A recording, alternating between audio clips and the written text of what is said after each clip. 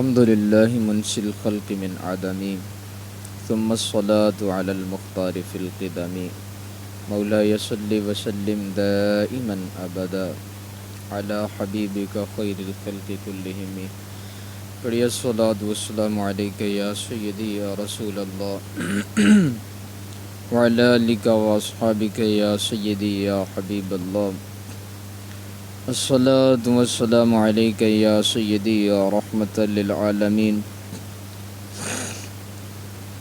وعلى آلك وأصحابك يا سيدي يا خاتم النبيين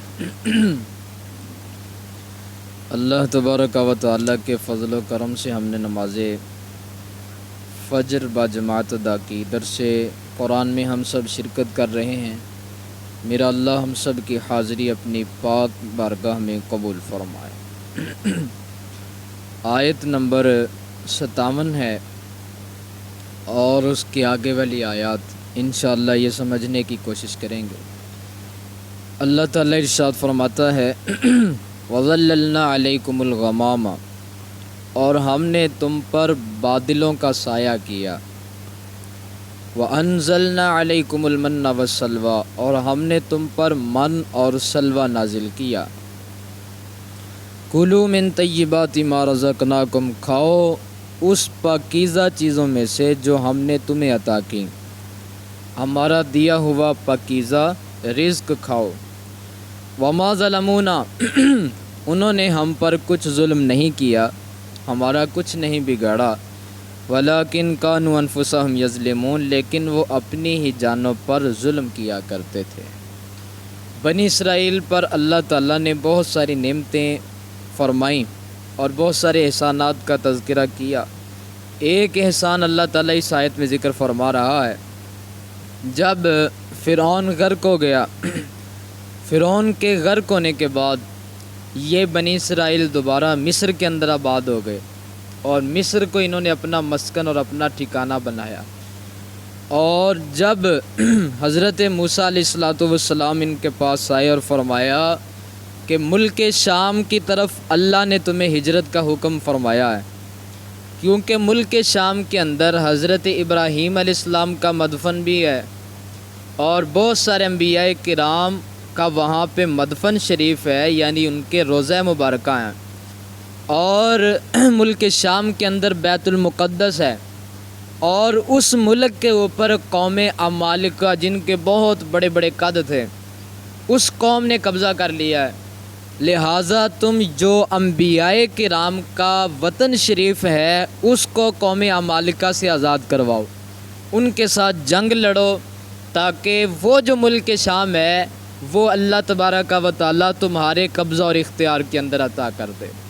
اس لیے فرمایا چلو ملک شام کی طرف۔ تو یہ قوم مصر کے ساتھ اپنا دل لگا بیٹھی اور کہنے لگی حضرت موسیٰ علیہ السلام سے کہ ہم نے ملک شام نہیں جانا۔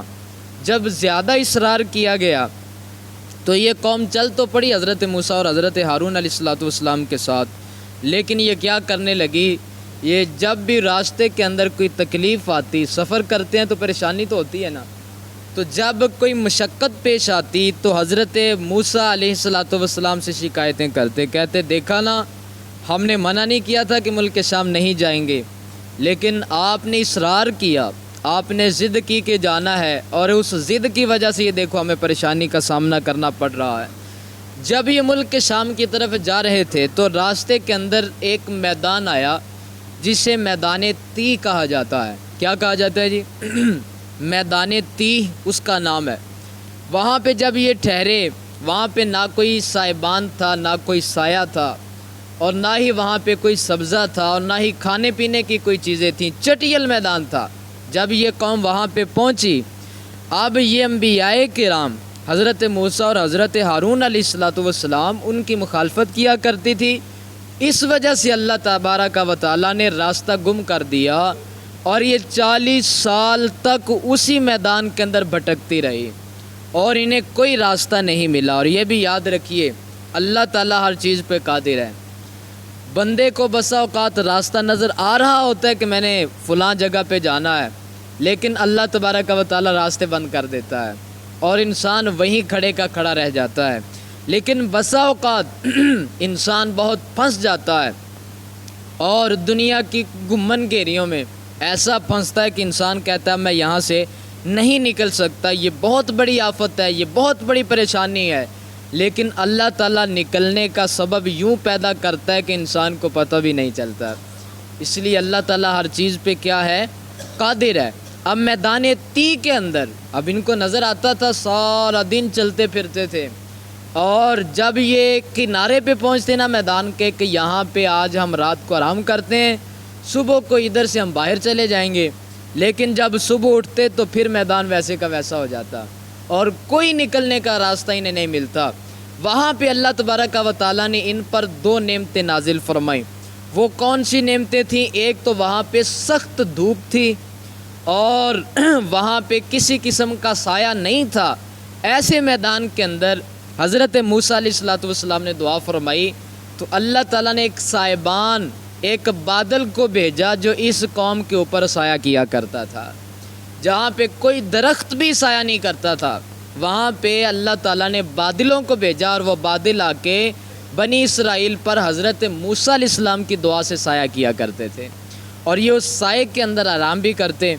اور دوسری جو نعمت اللہ تعالیٰ نے نازل فرمائی جو اس آیت کے اندر ذکر کی گئی وہ یہ اللہ فرماتا ہے ہم نے تم پر من اور سلوہ نازل کیا۔ یہ من اور سلوہ کیا ہوتا تھا؟ اس میں مشہور مختلف اقوال ہیں۔ ایک قول یہ ہے من سے مراد ہے یہ میٹھی چیز ہوتی تھی جسے حلوہ کہتے ہیں، ترنجبین کی طرح میٹھی چیز ہوتی تھی جو اللہ تعالیٰ آسمانوں سے نازل فرماتا تھا۔ اور دوسری چیز ہوتی تھی سلوہ، اور سلوہ بنی ہوئی بٹیروں کو کہا جاتا ہے۔ بنی ہوئی بٹیریں اللہ تبارک و تعالیٰ آسمان سے نازل کرتا اور ان پر نازل ہوتی تھیں، اور فرمایا جاتا تھا یہ صبح صادق سے لے کے طلوع آفتاب تک یہ نازل ہوتی، اور کہا جاتا کہ سارے دن کے لیے اور ایک بندے کے لیے 4 کلو کے مقدار نازل ہوا کرتے تھے۔ ایک بندے کے لیے کتنی جی؟ 4 کلو 4 کلو کی مقدار نازل ہوتی ہے، اور کہا جاتا کہ تم پیٹ بھر کے کھاؤ لیکن کل کے لیے ذخیرہ نہیں کرنا، جو اللہ آج روزی تمہیں دے رہا ہے کل بھی وہی اللہ تمہیں رزق عطا کرے گا۔ لیکن یہ قوم انہوں نے بے صبری کا مظاہرہ کیا، اور چونکہ یہ ناشکری قوم تھی انہوں نے کیا کیا؟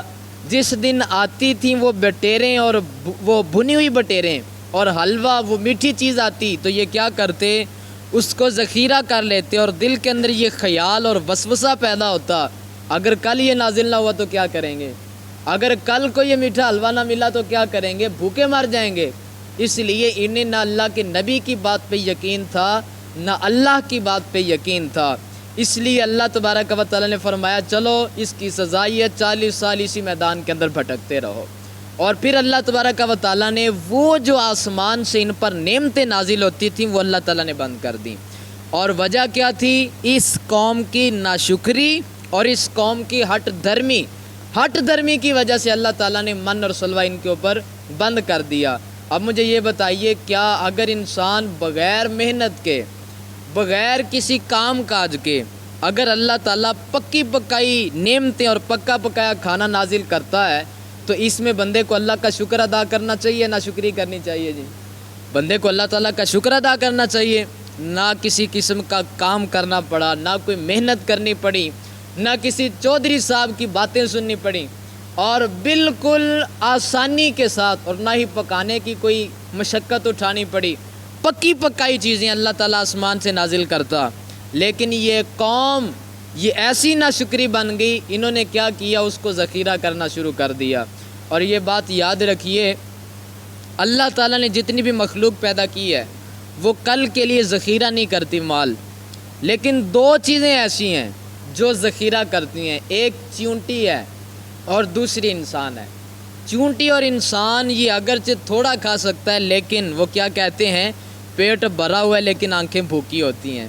اس لیے بندہ وہ کل کے لیے پرسوں کے لیے پورے سال کا راشن جمع کر کے رکھتا ہے، اور اگر آپ اس لیے جمع کرتے ہیں کہ یہ اللہ تعالیٰ نے تو عطا کیا ہے اور اللہ تبارک و تعالیٰ کا اس پر بھی شکر ادا کرتے ہیں تو پھر اللہ ناراض نہیں ہوتا۔ لیکن اگر دل کے اندر یہ خیال آتا ہے کہ اس کو ابھی جمع کر لو، ابھی حالات اچھے ہیں، پتہ نہیں کل حالات کیسے ہوں گے، اور اللہ تعالیٰ کی ذات پہ اعتماد اور یقین اٹھ جائے تو پھر وہ اللہ تعالیٰ تم سے ناراض ہو جاتا ہے۔ اس لیے دو چیزیں کیا کرتی ہیں؟ ذخیرہ کرتی ہیں۔ اور یہ بات یاد رکھیے، اقبال نے کہا تھا مقام شکر ہے صوفی، بڑا پیارا شعر ہے، مقام شکر ہے صوفی، خدا کے ہاتھ ہے روزی، اگر یہ حق بھی انسان کو دیا ہوتا تو کیا ہوتا۔ آج انسان کو اچھا کھاتا دیکھ نہیں سکتا، اگر وہ اچھا لباس پہن لے، اپنے دل کے اندر وہ مولانا روم رحمۃ اللہ تعالیٰ نے مثنوی شریف کے اندر ایک واقعہ نقل فرمایا اسی بات کو سمجھانے کے لیے۔ وہ فرماتے ہیں کہ ایک بادشاہ تھا، اس نے اپنے وزیر سے پوچھا، کہنے لگا کہ ذرا یہ تو بتاؤ، بڑی سمجھنے والی بات ہے، کہا ذرا یہ تو بتاؤ میری ہتھیلی پہ بال کیوں نہیں ہیں؟ ہتھیلی پہ تو کسی کے بھی بال نہیں ہوتے۔ اس نے کہا بتاؤ میری ہتھیلی پہ بال کیوں نہیں ہیں؟ اس نے کہا بادشاہ سلامت، بات یہ ہے آپ سخی اتنے ہیں، مال تقسیم کر کر کے آپ کے ہاتھوں پہ جو بال تھے وہ جڑ گئے۔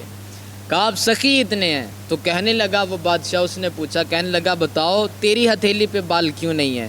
تو کہنے لگے بادشاہ سلامت، آپ جو سخاوت کرتے ہیں وہ سخاوت لے لے کے میرے ہاتھوں کے بال جڑ گئے۔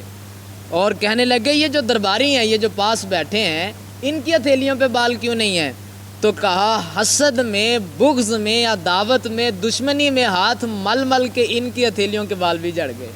اس لیے مولانا روم رحمۃ اللہ تعالیٰ سمجھانا یہ چاہتے ہیں، بھئی دینے والی ذات اللہ کی ہے، اگر اللہ تعالیٰ اس کو دے رہا ہے دعا مانگو، اللہ تمہیں بھی عطا کرے گا، بجائے اس کے کہ اس پر حسد کرنے کے اور اس کے اوپر عداوت کی آگ چھڑکنے کے آپ اللہ تعالیٰ سے مانگیں، جو اللہ اسے دے سکتا ہے وہ اللہ تمہیں رزق عطا نہیں کر سکتا جی۔ اس لیے کسی کی اچھی چیز دیکھیں تو رشک کی نگاہ سے دیکھیں، نہ کہ حسد اور عداوت کی نگاہ سے دیکھیں کہ یہ جناب سوٹ کیسا پہنا ہوگا، اس کے پاس گاڑی کہاں سے آ گئی، یہ کیا ہو گیا۔ ان چیزوں سے باہر نکلیں اور اپنے اللہ تعالیٰ کا ہر حال میں شکر ادا کریں، اور اللہ تعالیٰ کا جو شکر ادا کرتا ہے قرآن کا ضابطہ ہے، فرمایا لئن شکرتم لازیدنکم، اے میرے بندو اگر تم میرا شکر زیادہ کرو گے تو میں تمہیں اپنی نعمتیں زیادہ عطا فرماؤں گا۔ اللہ تعالیٰ کا شکر ادا کرنا یہ زیادہ نعمتیں ملنے کا سبب ہے۔